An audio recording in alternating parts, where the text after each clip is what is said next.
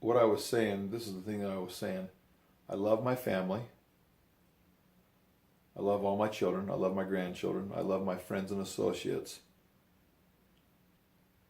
But I deeply respect hard workers. I deeply respect family members that are hard workers, friends and neighbors that are hard workers. And my real point here is I deeply respect the Mexicans and the homeless, white or black, doesn't matter who they are, the Latinos who have worked so hard to help me to live.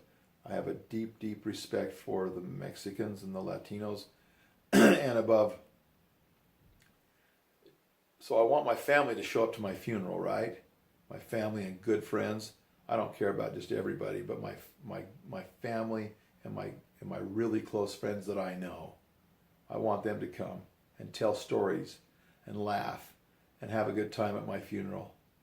But I also really wish that the Latinos that have worked with me, especially Israel, I hope he comes to my funeral because he is a good friend and I respect him a whole bunch. And there's a few other people too. Some of the roofers that I've worked with, Aaron and Joe, and the different workers that I worked with, I have really appreciated them. But I really have a deep, deep, deep respect for people that will work hard, kick butt, and not whine about stuff, not whine about their work. One of the fun things that happened in roofing was the guys that I get these guys return missionaries, and I call them out of the paper. They'd get home and you'd see 4 or 5 of them listed in the paper. You know where their address was, so you looked up their dad's name in the phone book. You get a hold of them, and say, "Hey, is Brett there? Can he? Hey, Brett, you just got home from your mission. You looking for a job? Yeah, I'm looking for a job. Hey, I'd like to interview you. Okay, we'd come over. We'd interview him. We'd give him a job."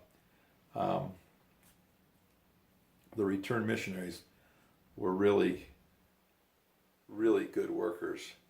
But there was a few, not just return missionaries, but there's a few other workers, mostly the white kids, but I'd say, "Hey, go down," while we were mopping the roof together. When we were hot mopping the roof, I'd say, "Go down, and I want you to take a paint scraper, and I want you to scrape all the black tar off of the hot asphalt kettle, the tar pot they call it, but it's a hot asphalt kettle for the roofing asphalt. Clean that up so it doesn't drip on the driveways.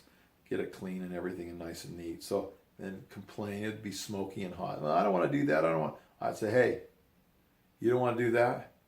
You just complain. You get to do that job for the next month. You'll be the first one I ask to go down and clean up that hot kettle when it's dirty, because you whine and moan and complain about it." One thing I can't stand, one thing I really disapprove of is this.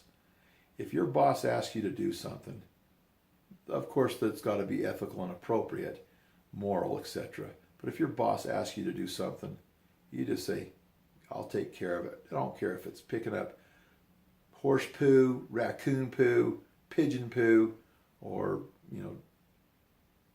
nickels off the street. It doesn't matter to me. Whatever your boss tells you to do, you be respectful to your boss and you take care of it. Whatever they ask you to do, take care of it. And then they'll develop that trust and confidence in you to give you more money, more opportunities. Roofing's hard. Roofing's way hard. I beat my body up by doing it. It's torn up my back tremendously. My arms, my wrists, my hands, my knees are have a difficulty. My back is by far the worst. I would suggest and if you ever do really hard labor, to have younger people do it, but also try to do limited bending over. I think some people are just genetically stronger for physical work too. I don't think the Hunts. I think the Hunts have bad backs, but we have good hearts.